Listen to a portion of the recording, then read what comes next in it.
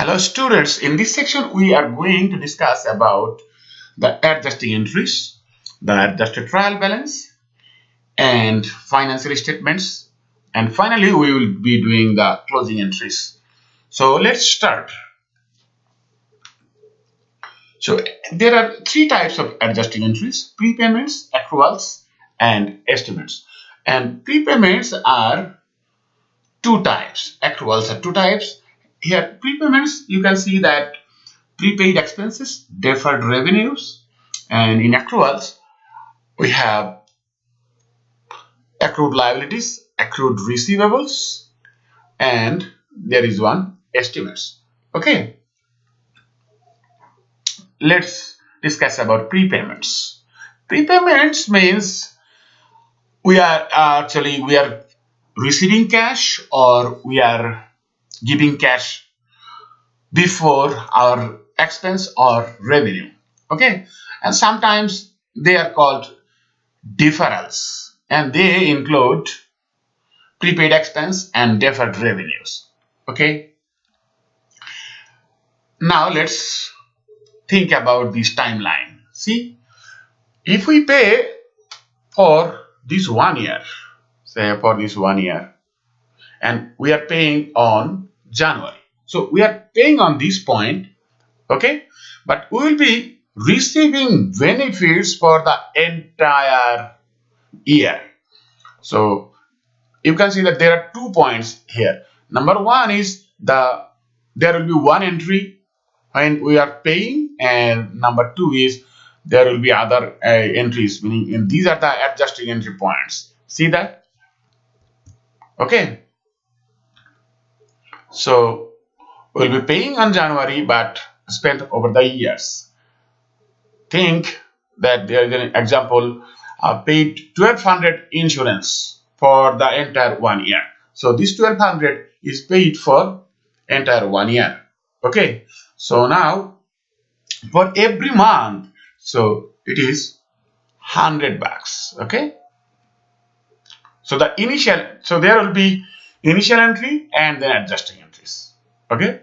So the initial entry on January is prepaid insurance, debit, and cash, credit. Okay. And for every month, every single month, if we prepare the adjusting entries on say February, March, April, any single month, then it will be insurance expense debit and prepaid insurance credit.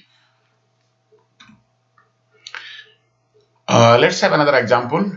On January 1, okay, so let's have an example of prepayments. Think that on January 1st, we purchased supplies on cash, okay, for 4,500. Okay, fine. So on March 31st, supplies on hand is 3,000. What does that mean? So January, February, March, within these 3 months, actually after these 3 months we have 3,000 amount of supplies. It means that initially we had 4,500 and now we have 3,000 in hand. So it means we have already spent these 1,500 of supplies, right? So it is very simple. We will be having our initial entry as supplies debit and cash credit because we have purchased these on cash. So supplies debit and cash credit. And what will be the adjusting entry? It's very simple. You can see that. So we only have 3,000 in hand. So the remaining 1,500 we have spent. So supplies expense. This is the supplies expense, right? So supplies expense debit 1,500 and supplies has decreased by this amount 1,500.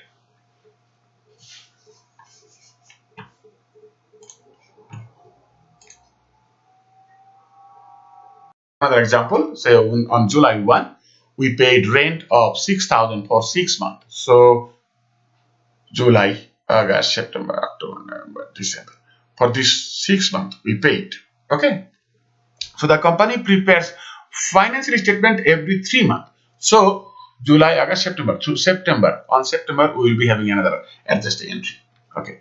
Let's see. So the initial entry will be prepaid rent and cash, and since company prepares financial statements every 3 months, so for every month we will be having 1,000 expense, rent expense. So after 3 months, after these 3 months, we have actually 3,000 rent expense. Okay, so these three, the adjusting entry would be rent expense debit and prepaid rent credit. Okay, it means that our prepaid rent was an asset. After 3 months, after these 3 months, our prepaid rent has been decreased by 3,000 and our rent expense has increased by 3,000. Okay, and adjustment for long-lived assets, that is actually our estimations. So office equipment was purchased during the month of July for 12,000. Okay, now assume that its useful life is 5 years and it will be worthless at the end of that period, meaning we don't have any salvage value. Okay, so monthly we are preparing the adjusting entry, depreciation expense and accumulated depreciation. Okay,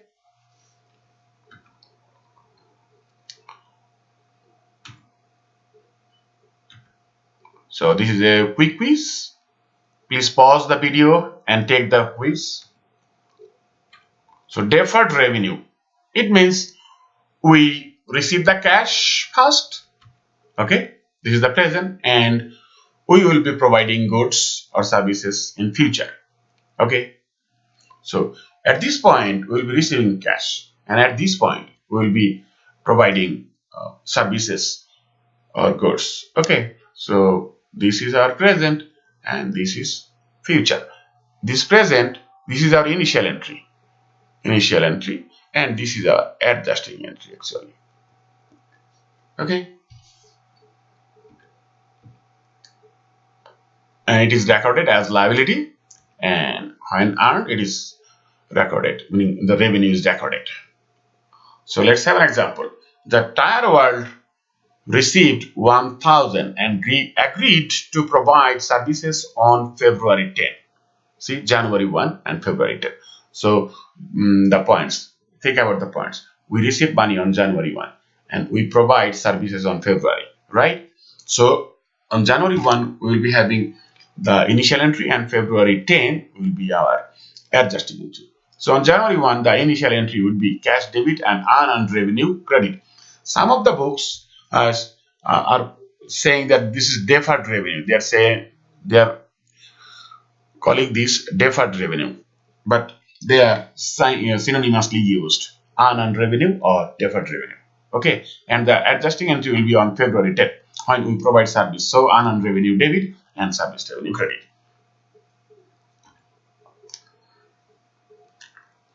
Now let's think about the alternative approach to record prepayments. Okay, so the alternative approach would be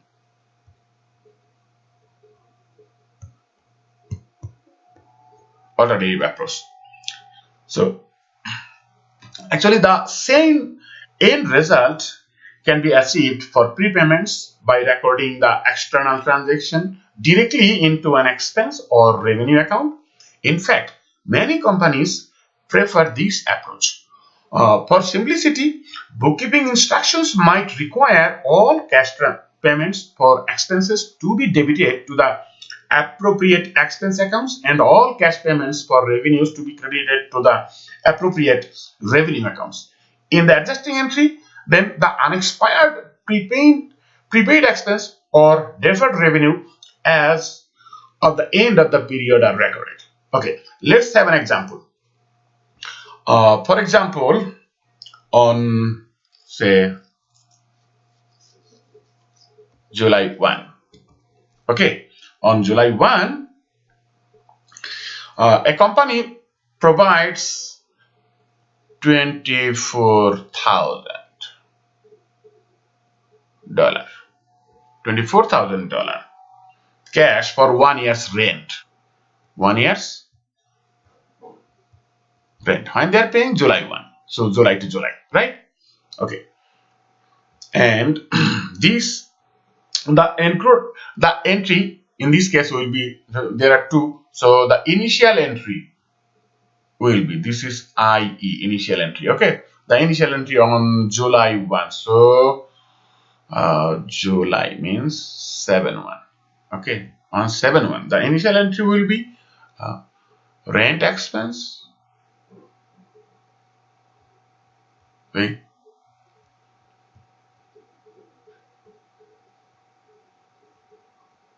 Rent expense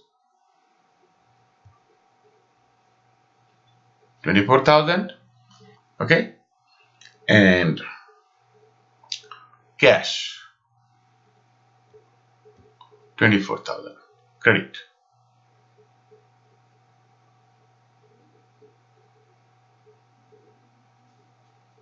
Okay, this is our initial entry, and think that we prepare the adjusting entry on every month. Okay, so then if we prepare the adjusting entry every month, say we'll be preparing the adjusting entry on July 31st. So what does that mean? It means that we will be recording our adjusting entry after 1 month, right? So since this 24,000 is for 12 months, so 2,000 per month, right? So think that so let's see the calculations. 24 divided by 12 equal to 2,000 per month, right? So what happened? Let's see the number line. So July, August, September, October, December, January, February, March, April, May, June, July. Okay, so July to July. So every month. So this is the initial entry we already prepared, right?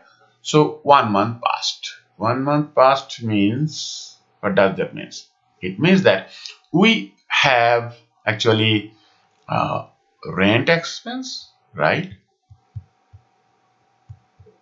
We have rent expense 24,000 we have initially recorded, but the entire portion has not yet been spent. So on this point actually we have only 2,000 rent expense, right?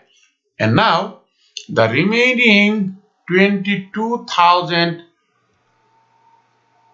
of the amount that we paid, we will be receiving benefits from for the next 11 months. Can you see that? So this 22,000 is our asset. So we will be creating an asset. This is the adjusting entry. So this is the adjusting entry. Here it is. So, and this entry is on 7/31st. So the adjusting entry will be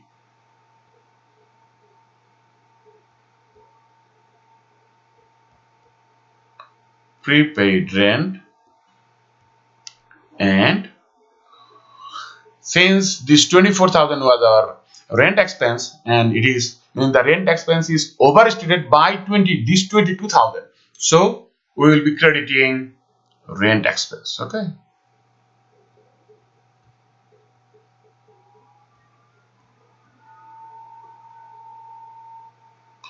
it is, see, 22,000. Okay,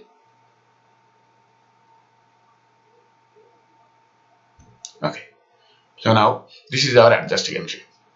This is one way. Okay, and now think about unearned revenue. Now think about an example, say on January 1 we have received, on January 1 we received say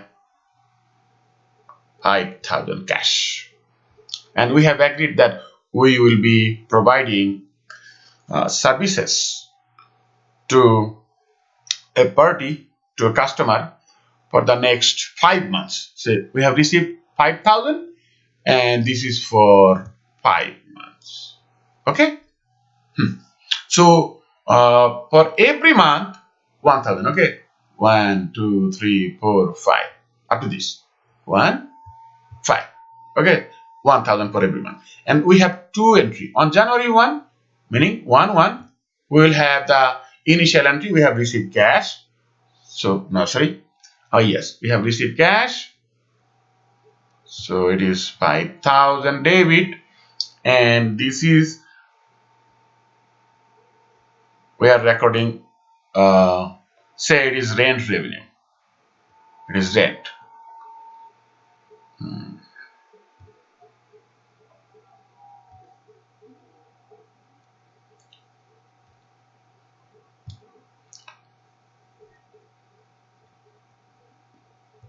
Rent revenue 5,000. Okay. So debit, credit, rent revenue. And if we prepare an adjusting entry on January 31st, think that.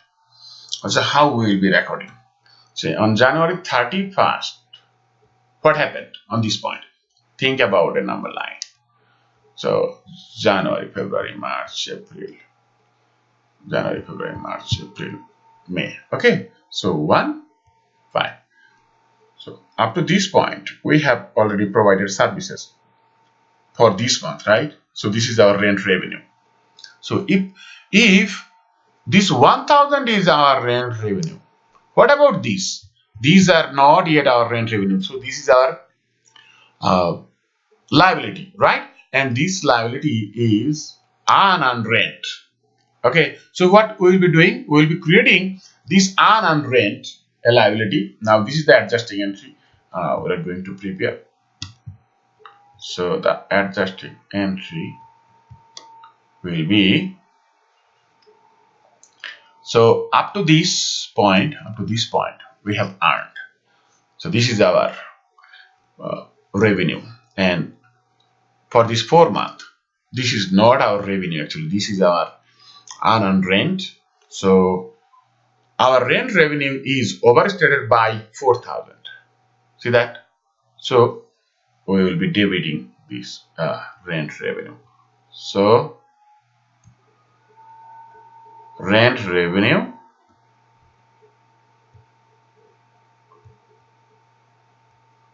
$4,000, and we will create a liability.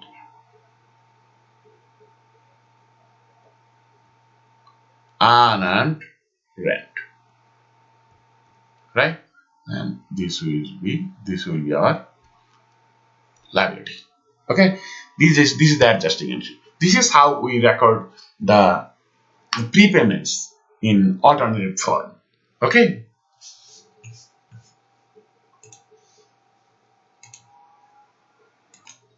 And now let's see how we record the accruals. Okay. In case of accruals, what we do, we provide services or receive services early. See that? We provide services or receive services early. Okay.